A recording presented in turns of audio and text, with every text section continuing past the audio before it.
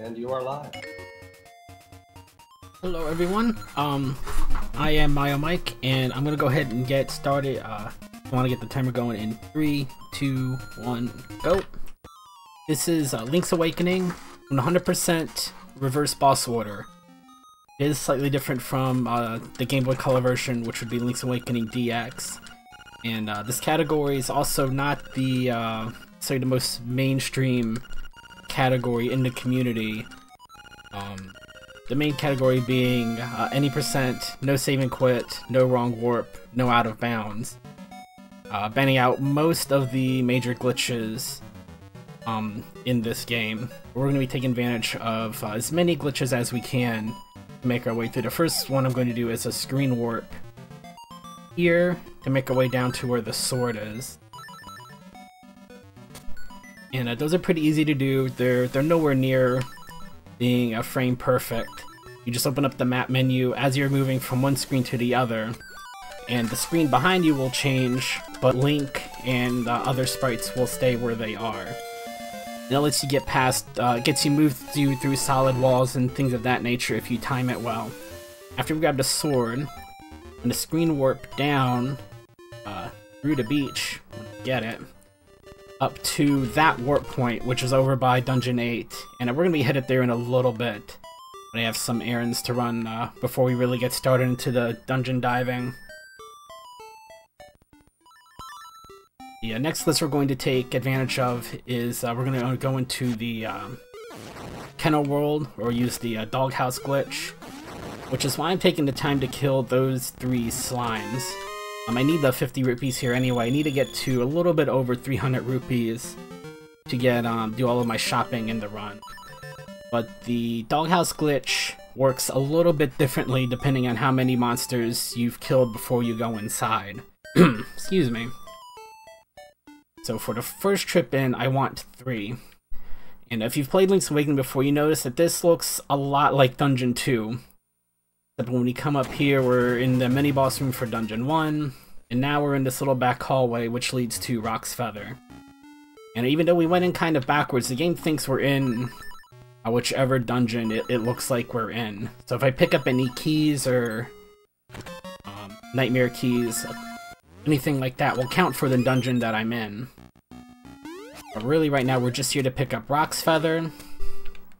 We go out of bounds again to this room, pick up the power bracelet.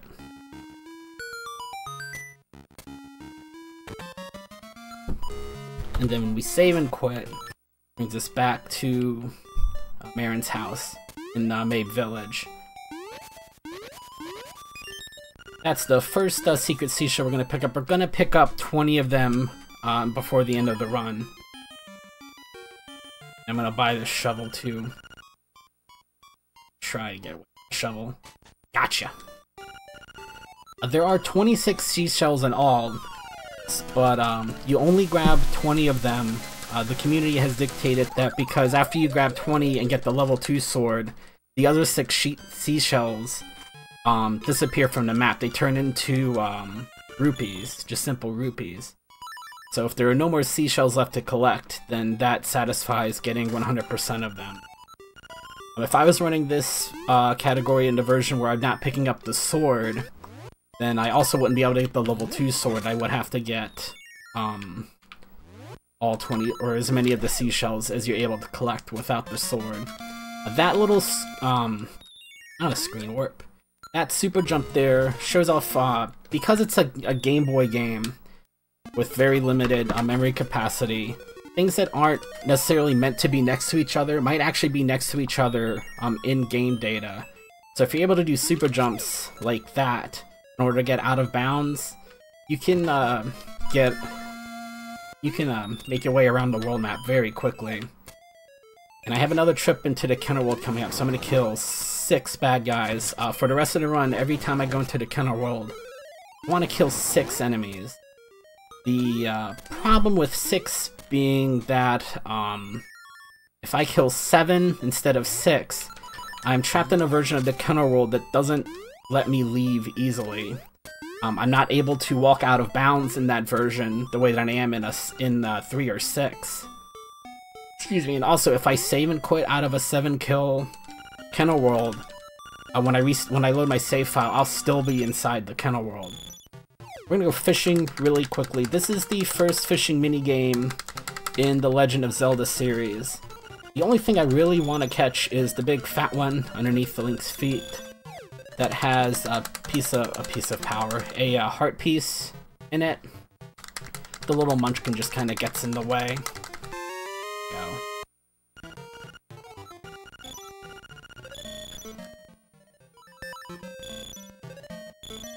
Link's Awakening had a couple of series firsts, if you will. It's not the first game with an instrument, but it is the first game that had an instrument with multiple songs that you had to learn how to play. And I believe it's also the first time that those songs were kind of were integral to the plot. You do have to pick up the songs in order to progress through the story in this game. If you're not using glitches, obviously. Again, I don't think I talked about it too much. The Kennel World it doesn't just look really goofy. It acts very funny. If I'm not careful when I go on that staircase I just went on, instead of taking me to the staircase, it will just pop Link to a completely random other part of the screen, usually getting me stuck in a wall where I can't do anything. I said earlier, screen warping's not frame perfect. As you can see, it's pretty easy to screen warp. But in order to get up on that little ledge, I do have to time it very well. Otherwise, I jump too far. Come on. I'm gonna screen warp again. I realize there's probably no... There may not be music. The Kennel World kind of does funny things with the game audio. Do I have... Oh, nope, I didn't get the dungeon. Silly me, that's what I'm doing right now. I knew that, too. I'm gonna be trading away the shovel pretty early, all things considered.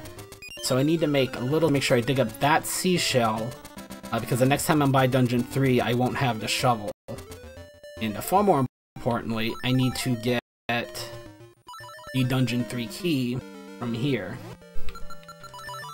And when you script onto a map, anything that's buried under the ground kind of gets its position shifted depending on how good or bad, I guess, your screen warp is. Open up there we go.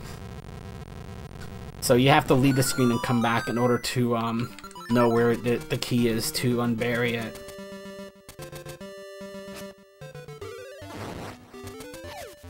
Since we're having so much fun in the Kennel World, we're gonna go in there again. Again, I gotta kill 6. Got him. 6 bad guys. The main reason for why it's 3 and 6 specifically is not just because of the movement rules for as far as what tiles out of bounds I can walk on. Certain staircases also will only work on either 3 or 6 kill dungeon. So the count is important for a number of reasons. Next place we're going to go is Dungeon 4. Just long enough to pick up the flippers. Oops, missed the magic powder. That is going to be important. And I think about it, yeah, I want to make sure I picked up bombs. I've done this enough times to know exactly what it is. I tend to forget. As you can see, I showed it off on the camera that you can't see naturally, but for a couple of the screens in the Kennel World, I wasn't even moving. It was just kind of pushing me along. The Kennel World is very fun to explore. If you're just, you feel like just goofing off one day with a game to see what you can do with it. I will say that you can do a little bit more in the DX version than in the original Game Boy version. The Kennel World in LADX, well, they both have chests in it, but the Kennel World chests in LADX will actually have items in it. Most of the chests in the original Game Boy version will only have like bits of dialogue. It'll change the music, it'll play what I think is one of the trading sequence events. but it won't actually let you pick up items. We're in Dungeon 8 properly now. First thing I want to do is go pick up this fire rod. Again, by screen warping through the dungeon, we're going to bypass a huge part of this dungeon. It is the largest one. It tends to be the most confusing. You don't have a map or experience of where to go. And this screen right here, it's kind of the generic, this is an empty room on the in-game map. I did not mean to screen warp there, but it worked out okay. We'll be seeing that screen quite a bit, or at least rooms that look exactly like it quite a bit. Again, if you've played this before, you know that if I go left one room, that's how I'm supposed to, there's a mini-boss there that I fight, and then I can go and get the Nightmare Key. But I'm going to skip that completely. There are going to be a couple of dungeons where we're not going to pick up the Nightmare Key at all, simply because we can go out of bounds and go right into the boss room, which is what we're going to do here for Dungeon 8.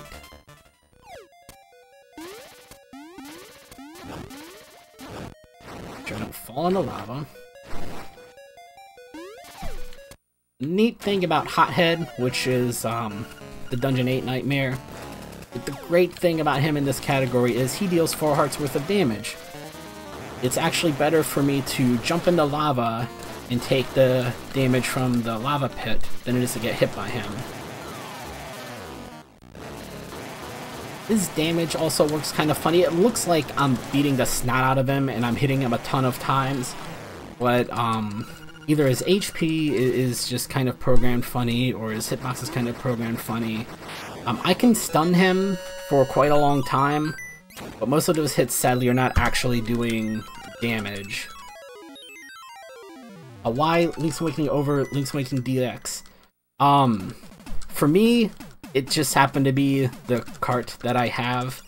I also prefer it for this for the way I want to play it, just because the Kenner World doesn't have just so many items just lying about.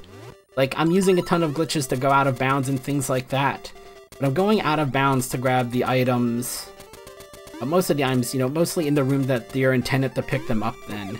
They're not just, I'm not doing things like duplicating items or things of that nature. Like, I'm going to pick up 20 seashells from 20 legitimate places to pick up seashells.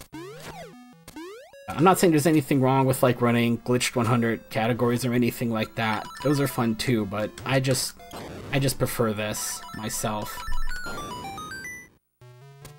The community as a whole generally runs LADX though.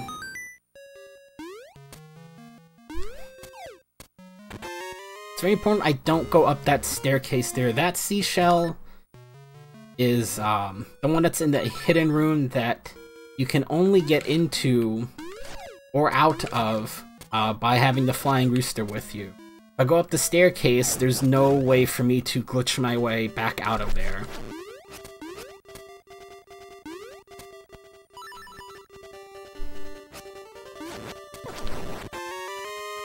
A couple more rupees. Now we're going to get our inventory upgrades. There are 3 shrines in all to upgrade your inventory to let you carry more powder, more bombs, and more arrows. Come on now.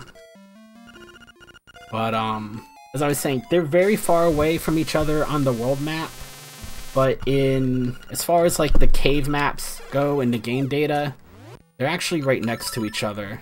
So more super jumping here brings you from one shrine to the other. You see, we were up by Dungeon 8, and now we're in the forest. We actually have a couple of things we need to do here, too, while I'm at it. Item. I'm out. I'm down to 1 heart. I'm down to 1 heart again.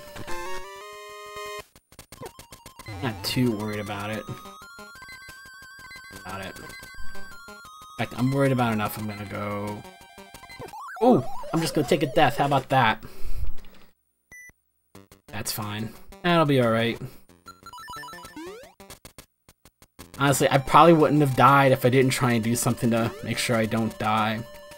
We've already taken the only intentional death I would take in this run, and that's for when you steal the bow, or steal the shovel from the shopkeep, and then go back to get the bow. There are a couple of ways you can get Song 1 in this game, but for reverse boss order, if I want to learn it from the cutscene in the Animal Village, I have to wait until the very end of the game to do it, when I'm already done with all the other item collection. Oh my gosh, go to the right. With all the other item collection I'd be doing over there. So even though taking that little side trip and watching the little cutscene where he transforms from a raccoon back into a human, even though that takes time, it saves a lot of time in backtracking. And this seashell right here, it's another thing I have to pick up now, simply because I have the shovel. Actually skipping an item that's one screen directly to the right of that seashell, because I want to save and quit and go back to the little shrine here. Power, there we go. And if I go in the cave to pick up that piece of heart, it will ruin my save and quit.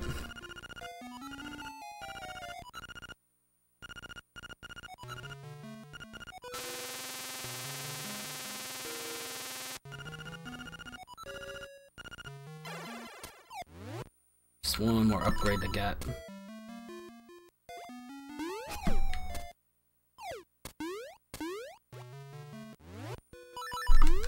Oh.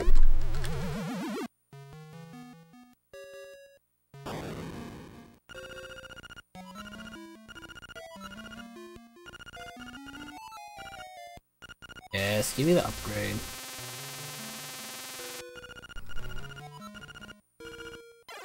Nice thing about getting those early is that it upgrades your capacity and then puts you at max too. So I don't need to worry about picking up ammo for the rest of the run.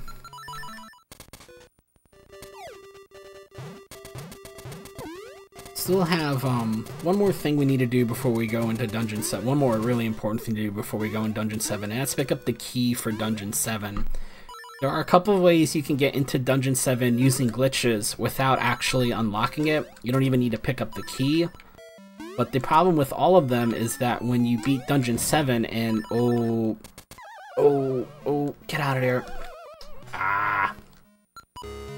Problem with that is if you don't unlock Dungeon 7, when you beat Dungeon 7, it puts you at the entrance, which is a solid brick wall, and you're simply stuck there. Screen warping is fun. It lets you do a lot of sequence breaking, but when you're screen warping on cracked tiles, it doesn't reset the timer that the game uses to determine when it becomes, you know, just a pitfall and you fall. So you have to be kind of careful when you're doing those screen warps. It's pretty easy to fall in. And then because you're screen warping around, the game just resets you right on top of the pit instead of on a safe place to land.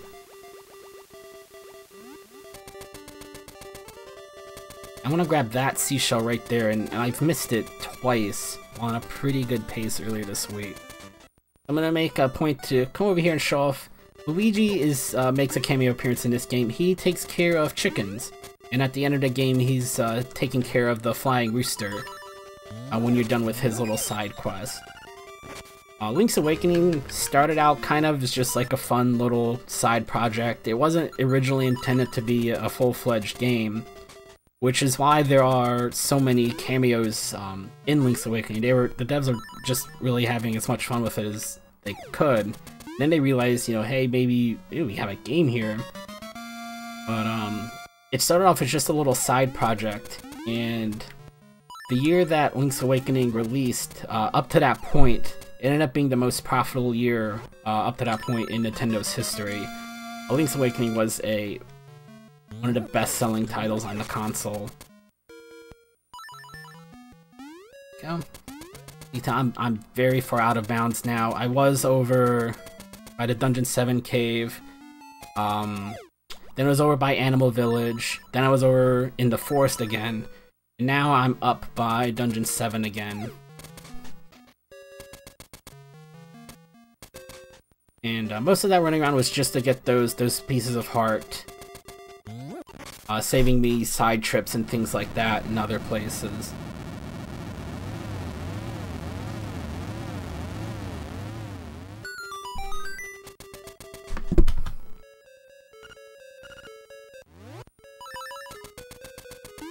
No, you can't see my splits on the screen, but that was a gold split getting from Dungeon 8 to the Dungeon 7 entrance here for me. Dog. He's scrolled off the screen. That seashell's another one I tend to forget. As you can tell, I'm a little bit forgetful, which is kind of bad for 100% categories, because 99% is not 100%. It's just a sad day. Oof. That super jump was a little too tall. There we go. And I wanted the fire rod anyway. I'll make a little pit stop over here. Show off. Kirby kind of makes a cameo in this game too. He's an enemy. He does exactly what you think a Kirby would do. He tries to swallow you up, he spits you out. He does a pretty good amount of damage. But if you defeat him, he sometimes drops a fairy. He didn't want to give me one there. The game is set out to take me out a couple of times this run, it looks like. Dungeon 7, you could see you saw the pillar and the little cannonball right there for a split second. We're not gonna fuss about with any of that. The way you're supposed to do Dungeon 7 is, you knock down 4 pillars that are holding up the rooftop. You have to drag this big, huge cannonball around, and the 4 pillars, knock them all down. All this fanfare. The biggest puzzle is trying to figure out how to get the bowling ball and you at the same place at the same time sometime. We just go out of bounds and we skip all of that. It's a pain in the butt.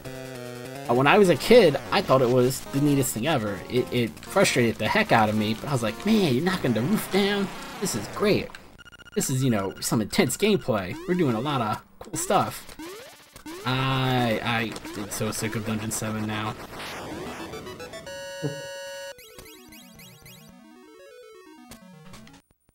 I'm glad we found all the skips for that. Because it's not as fun as it was when I was a kid.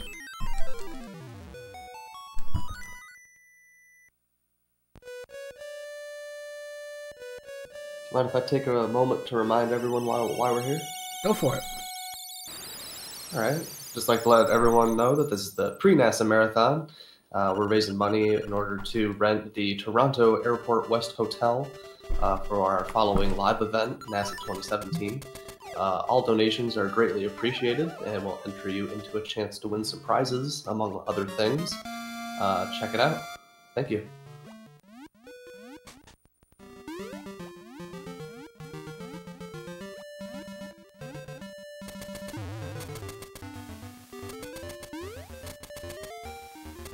We've done most of the side trips. Oh, that's not exactly where I wanted to screen warp there. We've done most of our side treks for collecting items now, so we're just gonna head right to Dungeon 6. We're just gonna pick up 2 pieces of heart that are on the way, including this next one when I get back in the moat. I guess I could have just when I fell in the moat, I could have just gone around, but that's okay. This piece of heart, if you've played this game and you found yourself missing 1 piece of heart, it was probably that one that I just picked up. I think there's one signpost somewhere in the game, and I can't even remember where it is, but there's only really one hint to tell you to go, like, diving under the moat for a piece of heart. But it doesn't really tell you where to go, sadly. You kind of have to figure that one out on your own. There's something else missing. I think right here, where I was diving under, there's supposed to be a secret room hidden under the water there with 200 rupees inside. But they either forgot to program it, or they were just unable to program it correctly. Just never got back around to fixing it. Yeah, this is the little cave that's supposed to take you from the Dungeon 6 island to the little area outside. If I go up one screen here, I'm back in the shrine rooms. What I want to do is screen warp here. And for whatever reason, even though, as I said, screen warping's pretty easy, it's not frame perfect, those 2 screen warps, if I'm having a bad day, that's where the run will just die. I've been stuck there like 5 or 10 minutes for whatever reason. It's no different than any other screen warp anywhere in the game. That screen warp, that room just does not like me. But we pop outside of Dungeon 6 to pick up the seashell over there in the raft minigame. Pick up the 100 rupees in the back half of Dungeon 6, and then we save and quit to go back to the entrance. So we can screen warp through the wall to get right to where the level 2 bracelet is.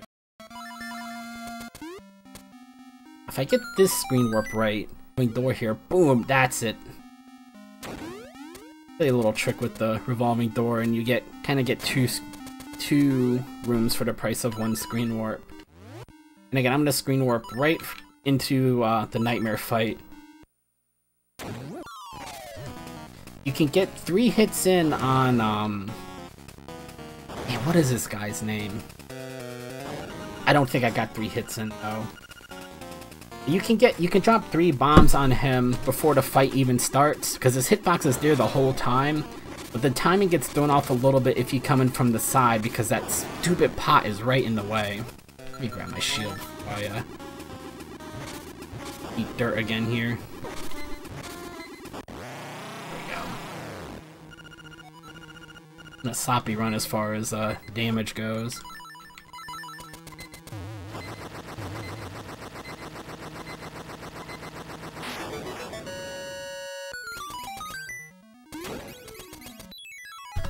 But each dungeon gives you a full heart refill, which is nice.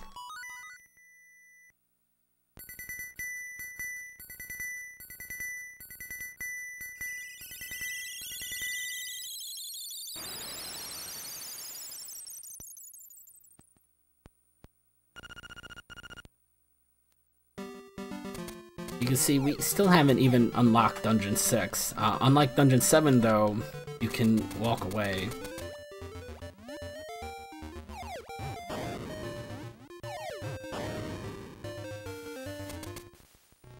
In this cave, you use screen warping to take yet another shortcut. You can see we're kind of, in the middle part of the map on the eastern side. And now we're down here in due south. Oh, I don't know if I made that jump. Okay, good. It's the fire rod. Okay. It was not going to bother me too much.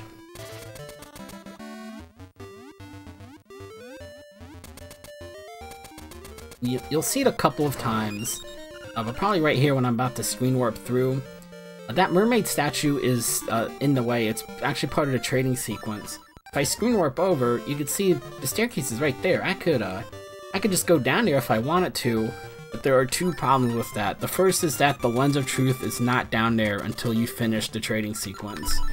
So you can't actually get what you want to go in there for. And then secondly, when you leave the cave, you're stuck on the mermaid statue because she's still there. The game doesn't retain the fact that the mermaid statue is moved. That is, I want to say, the only bomb trigger glitch I use in this category. If you drop 2 bombs in a 4-frame window, the game will start playing whatever cutscene or event is supposed to happen. In this case, it plays a sequence where I trade a fishing hook away for the mermaid's necklace. Your Nintendo of America, that is a necklace. It's totally not a bikini top for the mermaid whatsoever. They have no idea what you're talking about. But in any case, bomb triggers let you play little cutscenes like that. For any percent, no save and quit, yada yada yada, the long game category. They'll use that glitch to the point where they no longer pick up the ocarina in any percent. Bombs will replace any place you would use the ocarina. Bombs also can take the place of the cannonball in Dungeon 7. You don't have to use a cannonball to knock down the pillars. You can use bombs if you just drop them into a pit. You can also use it to enter Dungeon 8, and you can use it to make the Fat Walrus fall into the ocean as well. So at no point do you need to pick up the ocarina or even bother to learn any of the songs. You can even use it to make the windfish egg open, but the egg won't actually open unless you've picked up all 8 instruments, so you still need to do that. I skipped the room earlier that would kind of explain what's going to happen here very well, but again, because the Game Boy being a Game Boy game, the memory is kind of limited. The game only keeps track of one item that can drop from a chest or from the sky in each room. The room on the right, the item's a small key, but if I screen warp over and bring the sprite with me, the only item that can drop here is the hook shot, so the small key becomes a hook shot. And then as an added bonus, since I haven't picked up the item in this room yet, small key is still here, waiting to be picked up, so I'm not trapped in the lobby. That trick can also be done, I'm not sure they do it because it takes a while to get the boomerang, but that trick can also be done without using screen warps, and you just, you have to very carefully, very precisely time, throwing the boomerang at the small key, and then jumping into the next room at the same time. And if your timing is good, the small key becomes the hook shot the same way the screen warp does it. This is the first time I'm going to use, I got on the first try, so I'll explain it now. The fire rod glitch. If you pause the game or do a screen transition the same time that the game is trying to draw a sprite for the fireball. Ooh, I didn't get it. Hold on. The game will just get stuck on the draw a fireball instruction, and we'll just draw an unlimited number of fireballs until there's just no more room in memory for the for sprites. Let me get the screen warp before I mix myself up. So if you do that right on the edge of a screen transition, all those fireballs will carry from one room to the other, and the game won't have any memory left to, say, you know, spawn enemies. So everything on the next screen will disappear, and the game will act as if you defeated them all at the same time. This boss is entirely RNG. He will take 8 hits, and only 8 hits. He takes 8 hits with the level 2 sword, he takes 8 spin slashes. 8 is the number we have to reach. You have to time out your sword of strikes so that you can get 4 hits in every time you get a grab. And in that way you can make it a quick 2-cycle fight. There is a piece of power route if you do a no save and quit category, where you can rat out exactly when you get your pieces of power to drop. But you don't want your piece of power for that fight because it will make the eel kind of have a knockback, and you'll actually give the boss some iframes to where you can't get the 4th hit in. Or at least the window's a lot smaller. So that boss fight is unique in that you don't want to be fully powered going into it. You have to hit him 8 times anyway. So it doesn't do you any good.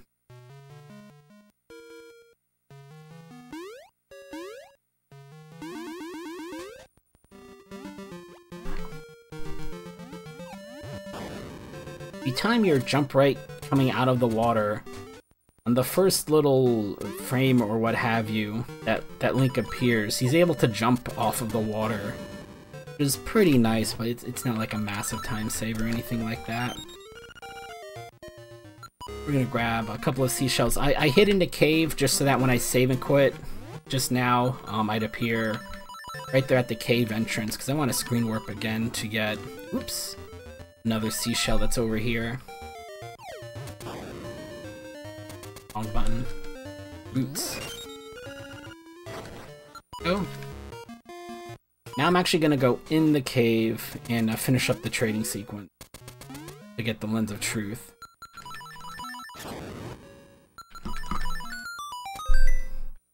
It's very important I go down on these tiles, because I do not want to end up in the corners of these rooms. I cannot jump off of those ledges there in the corner. And you can see right there, I would have been stuck on the mermaid statue if I didn't have the scale. And for whatever reason, the way they programmed the game, not even the scale turns into the Lens of Truth if you come in here with the scale. Screen warp across the bridge. Up. Not stuck in a wall. The next dungeon we're going to is Dungeon 4, so naturally we want to get the Dungeon 4 key. And the way you would do that normally is, I'll show it off just for a second. You come down here, you realize there's this big old walrus asleep in the desert, just in the way, taking up space, not letting you by. Once you see the walrus, then you have to go all the way back to Marin's house to find out she's not at her house. So then you go to the beach, and she's on the beach, and she has this long, meaningful conversation with you, where, you know, she may or may not imply that she's the love interest in the game, as if, you know, there'd be any other love interest in this game, of course. So many choices to choose from. Then after that, you take her all the way over to the walrus, where a long scene plays out where she sings for the walrus, and then you can get by. But we use screen warps and we skip all of that. But even in a no screen warp, no wrong warp category, screen warps being considered are wrong warps, by the way, which is why they are banned in that category. You would use bomb triggers to skip everything except watching Marin sing, and she doesn't even really show up for the cutscene. It just kind of plays out with no sprites on the screen. These rooms are pretty neat if you can get out of bounds with them. They're kind of interconnected to some of the other caveways, the cave passageways in the game. That's not what. Here's my shovel. It is. So you can screen warp to the left a couple of times to get to the boomerang cave. Which, that NPC is only there if you have the Lens of Truth, otherwise you can't see him. If we screen warp to the right, though, you can see we're over here. Now we're, back over here in May Village.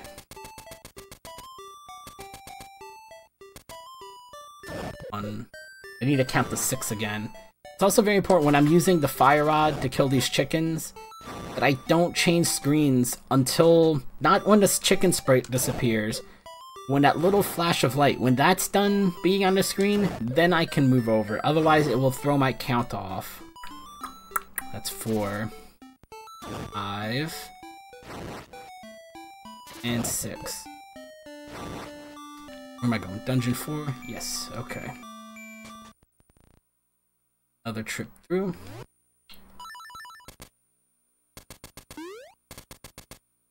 You can screen warp into Kennel World. I don't generally recommend it if you're just exploring and goofing off, though. And I generally don't recommend screen warping vertically. Whenever I've had a crash or some kind of freeze or something bad has happened in the Kennel World, it's been when I'm doing screen warps, when I've been screen warping north and south. We're in Dungeon 4, but we've already got the flippers, and we're already in the Nightmare room, so we're done with Dungeon 4 now. That's it. All she wrote for Dungeon 4.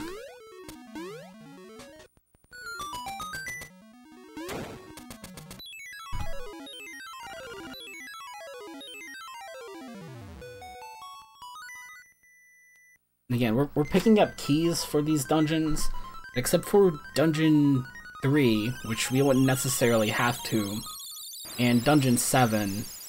Well, I guess in Dungeon 1, too, we opened the doors for. But for Dungeons 4 and 6, we will never actually use the key. We do have to pick it up to satisfy getting 100% though. It's going to teach us Song 2, which in a no save and quit category replaces no save and quit. It teleports you to the entrance of a dungeon.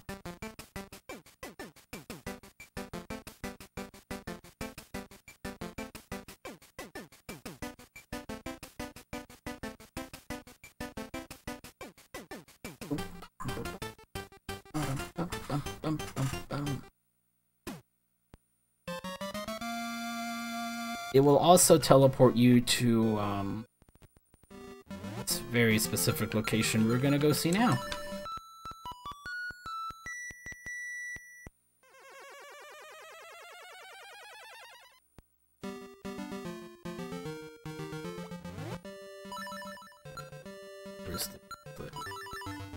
Also, I don't speedrun A Link to the Past, but it's been explained to me that the ocarina in this game, in the menu, is like the bottles in A Link to the Past speedrun.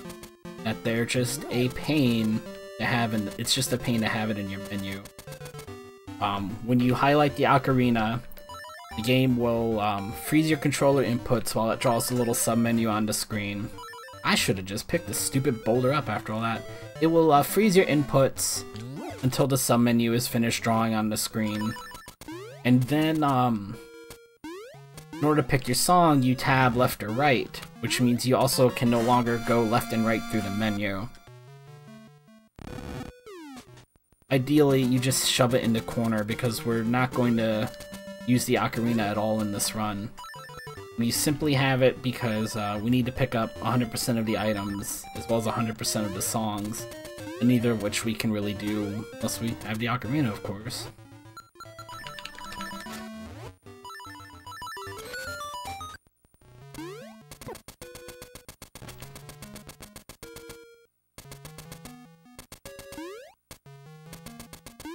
Something else that would possibly shave off a little bit more time is if I were to go out of bounds and go south one room from here, I'd be over where the fisherman is who fishes up the bikini for you. And I could still use the bomb trigger glitch there to make him give me the bikini, but I've only been able to make the glitch work there on emulator. For whatever reason, going into that room that way on console doesn't let me get the bikini. Otherwise it would save me the trip. I'm having trouble with this screen warp. There we go.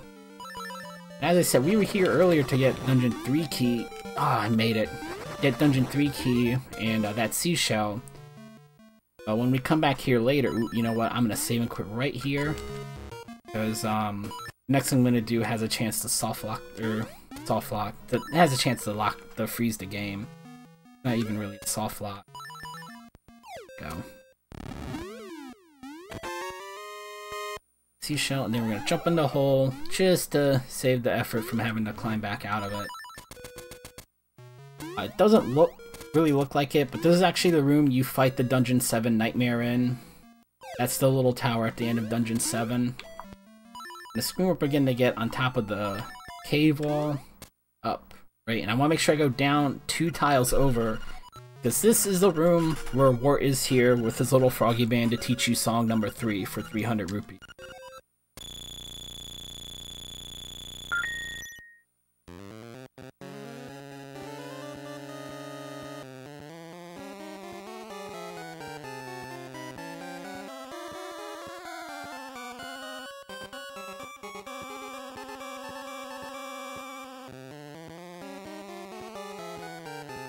Neither song might be long enough to get happen. No, it doesn't look like it. Yoshi usually drops down from the sky at some point, and usually Yoshi will drop down from the sky. I think it's Yoshi and Mario and take him away. Obviously, there's a lot going on in that room. If I were to enter that room from any other side, the game will, more likely than not, immediately freeze. It'll play this little animation like you're being teleported, and then it'll just stay frozen after fading to white. But for whatever reason, if I enter from the top, then it lets me play the cutscene where I learned the song. The reason why I had to go 2 tiles over is the very top left tile there is a cracked tile, and I've actually had Link break the cracked tile, fall into the hole, respawn, and he just fell into the hole enough times during the cutscene to kill him off. Which also prevented me from learning the song, but it did take my rupees. So that was just the end of that run, sadly. But that's a distinct possibility, is you get stuck on the hole and fall to your death and get nothing and like it. As I said, we were in Dungeon 3 earlier, and when I picked up the small key and all that, you can see all of that's still in my inventory. All I need to do is find a way to get to the Nightmare Room. We got the 1 small key for that one, and if you get a wall clip, jump into this key block so the text box appears, and hold diagonally, you can wedge yourself into the corner just enough to break through without having to get the key. That saves us one small key. And obviously being able to go out of bounds saves us some time too. Just because of the having to keep count of how many enemies you've killed, it's not really the biggest time save to use the kennel roll to enter Dungeon 3 for our purposes here. I mean, we have to go get Song 3 anyway, so we have other things to do in the area. But if I wanted to, I could use the kennel roll to get a little bit closer to the nightmare there. Also, the slime eyes there are not expecting you to have the fire rod.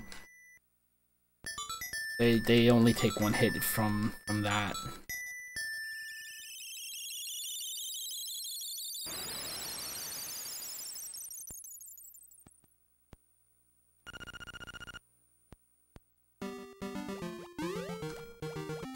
This is the first, and I think the last time we're gonna see the owl in this run.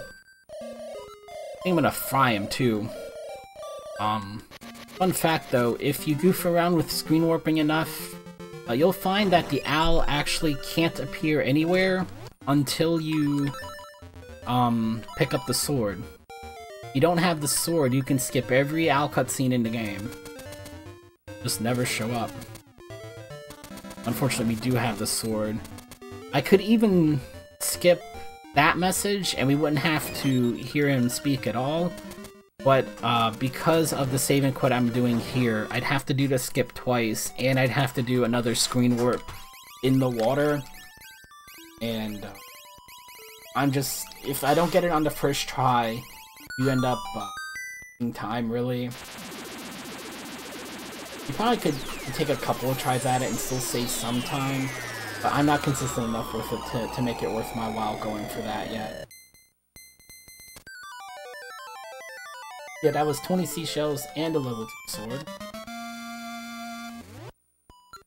And the great thing about the shell house is when you save and quit, it doesn't change which room you load your game from.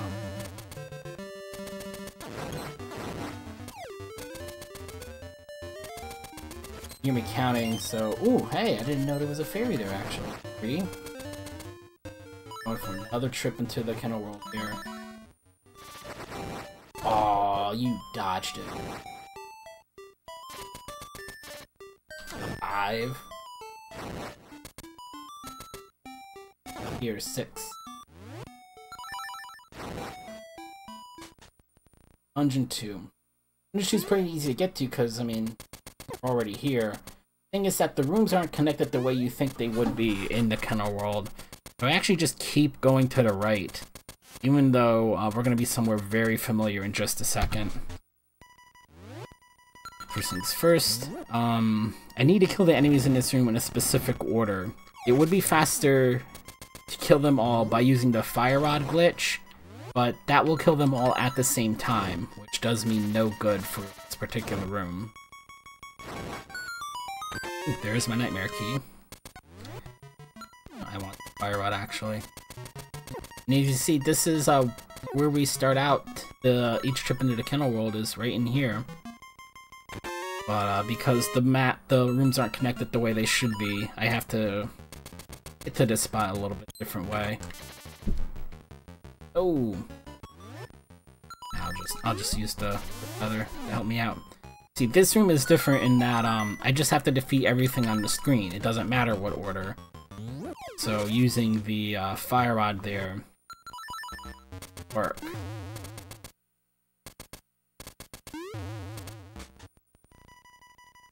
Gonna fall in the hole.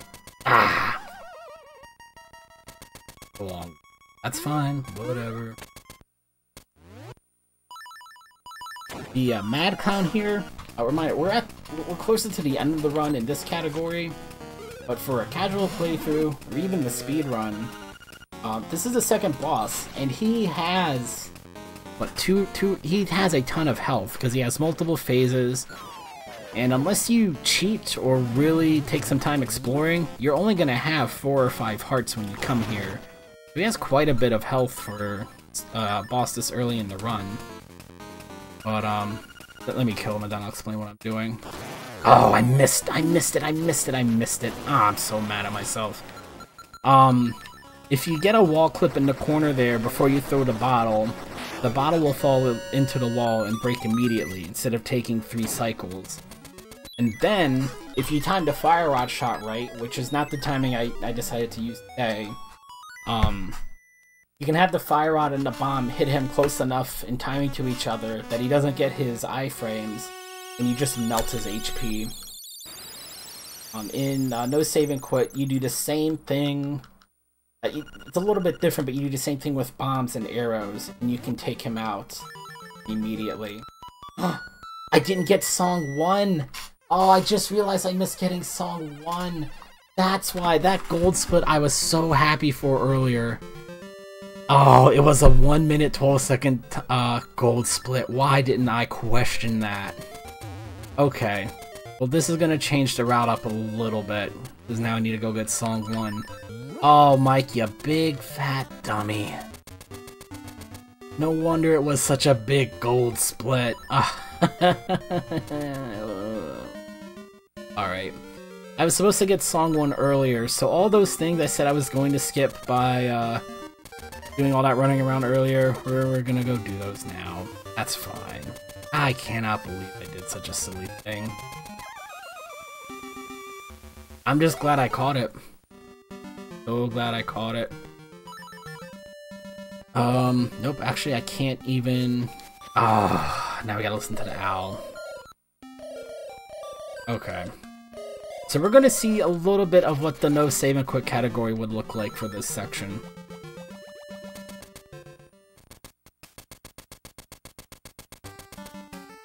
And we're gonna see another bomb trigger glitch. See if I remember how to do it this one, because I haven't really oh well, you know what, I think the soft lock can't happen on this version. Okay.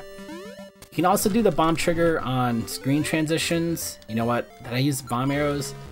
I did use bomb arrows. I need to save and quit and reset. For whatever reason, you can't use the bomb triggers if you've used the bomb arrow since your last save and quit. Alright. Thing is, I'm not well practiced in this particular bomb trigger. Okay, it's gonna be that kind of day. We have plenty of bombs to work with.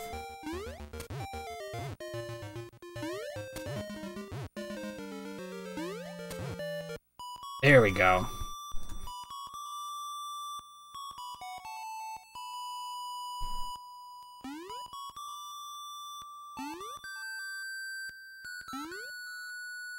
This is not how you get Song 1 in No Save and Quit, this is how you would get the Dungeon 4 key.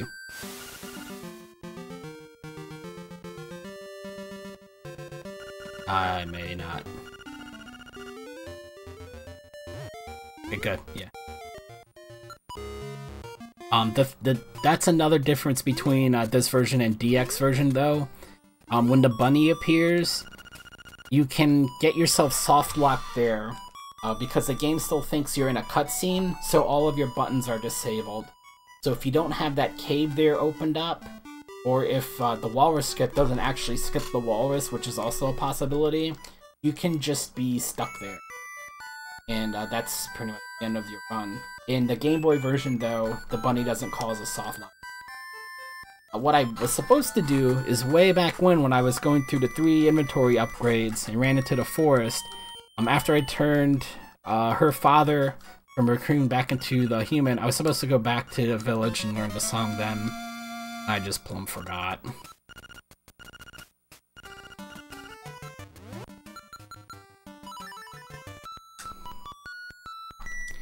Otherwise, I would have just gone to Dungeon 1, so we're gonna do that now.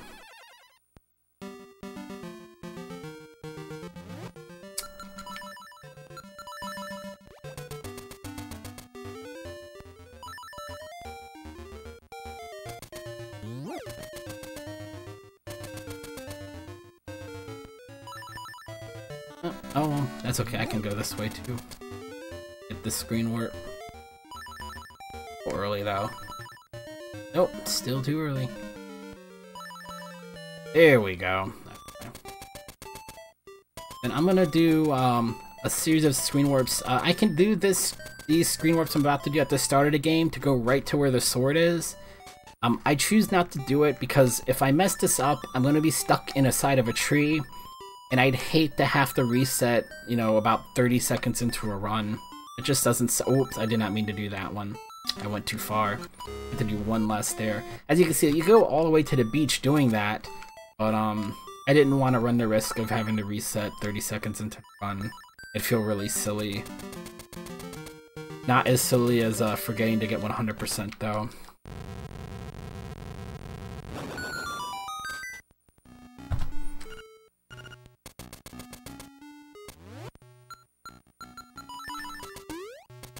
This is Dungeon 1. The game doesn't expect us to have any items yet, so we'll make quick work of it. I can't really screen warp or anything into the nightmare room here, so I need the small key and then the nightmare key here. But we bypassed the few very simple puzzles that are in this dungeon. We already have Rock's Feather. Since I'm here and I goofed up anyway, also want to show off the only real glitches that's banned for this category is and I really hope this chest is open. You can see this chest is already open because we opened it way at the start of the game. Wow. 100%, unless it's 100% no restrictions, the 100% category bans item duplication. So it's important. I just wanted to point out that even though we're grabbing those items out of bounds, it does still count as us grabbing the items where they're intended to be taken from. I did not. That was not.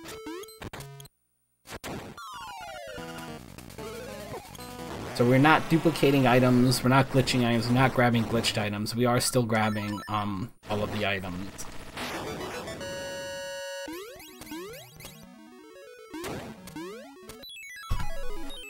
Alright, let's see.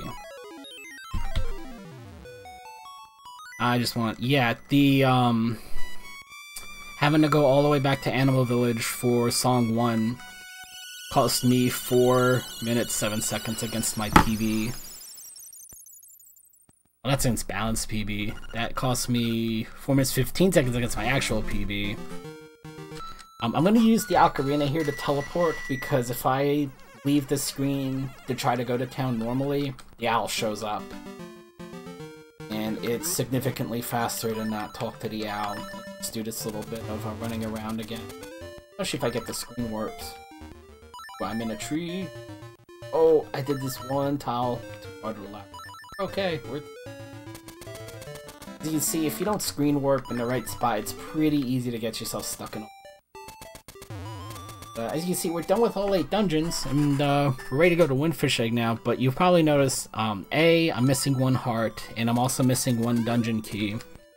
And those things are both found in this house, this poor woman's house, who has a newborn child who's waiting for you to give them a Yoshi doll. She's supposed to be the first place you go to in the trading sequence. You get the Yoshi doll from the vending machine game, the claw game. You give it to her baby, and that sets you on this wild epic quest of trading things for better things.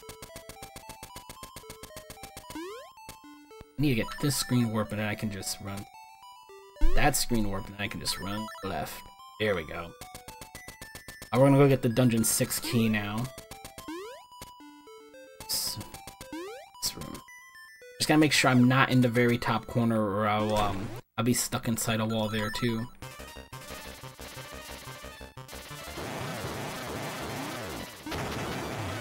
Now, once I beat this mini-boss, you're meant to go up one room and check this little mural to get, you know, tons of information about the plot of the game. Just as a recap, in case anybody's new or doesn't remember, spoiler alert, the entire game is basically the dream sequence of something called the Windfish. We're all living inside of his dream. And our objective in this game is to wake the Windfish up to end his dreams so that we can all escape and get back on with our lives. I'm gonna save it quick because I want to try something pretty neat here. that I actually just found out when I was just messing around before coming live. You remember earlier when I went in to learn Song 3, I said if I go in that room from any area other than the top, the game will freeze. Up until today, I wasn't able to go directly into the Windfish, the boss fight at the end, until now. If I actually screen warp into it, the text box appears, everything looks a little funky-dory, but at the end of it, you even see how everything's all glitched out. We're actually in the boss battle. Fortunately, doesn't look like I need to clear out the sprite and make him appear somewhere on screen. Maybe he'll come over here now. There we go. Now I can play with him. Doing it this way kind of ruins the chances of getting a quick kill on this first form.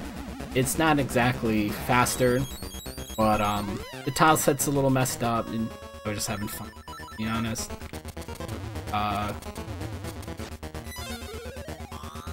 But normally what I would do is I'd go one screen to the left and then move up and enter normally. You can see I dragged a slime over here with me too. This form, this particular phase you've seen in other Zelda games. He throws an energy ball at you, you have to shoot it back. The first two orbs I can always reflect. Once I get 2 hits though, it's completely RNG whether or not I can actually reflect the energy he shoots at me. We had a Link's Awakening.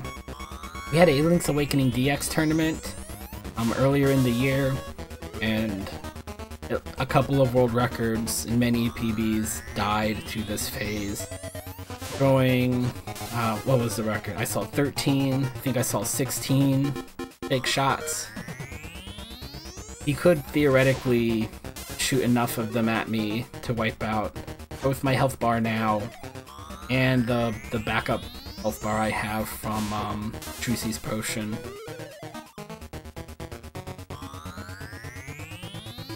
That kind of RNG. Look at this. Give me something I can hit, dude.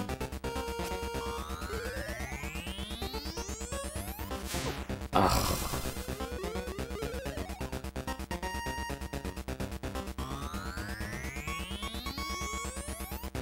Ah, look at that.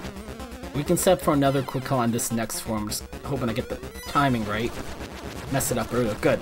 If you time that spin slash just right, he gets stun locked right here, and you just can mash the sword, and you think you've done enough damage, and poof, that's it for him.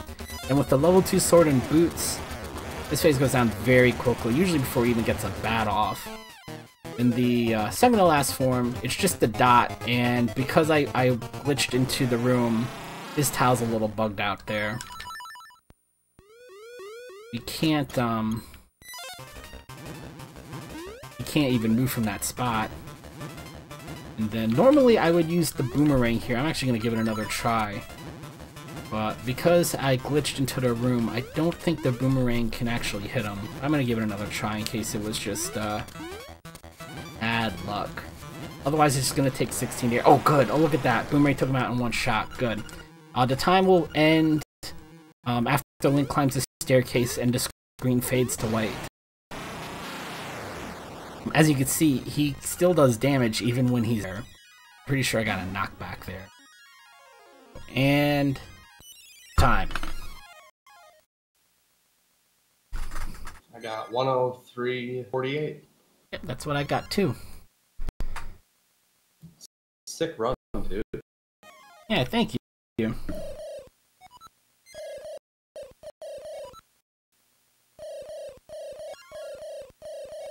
The only thing, aside from the fact that I died, but you do have to take the intentional death in this category to steal from the store.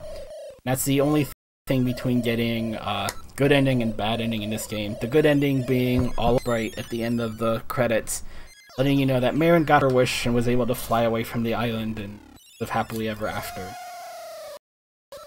But it does still bug me. Otherwise, that's Link's Awakening 100% reverse boss order. Thanks, Mike.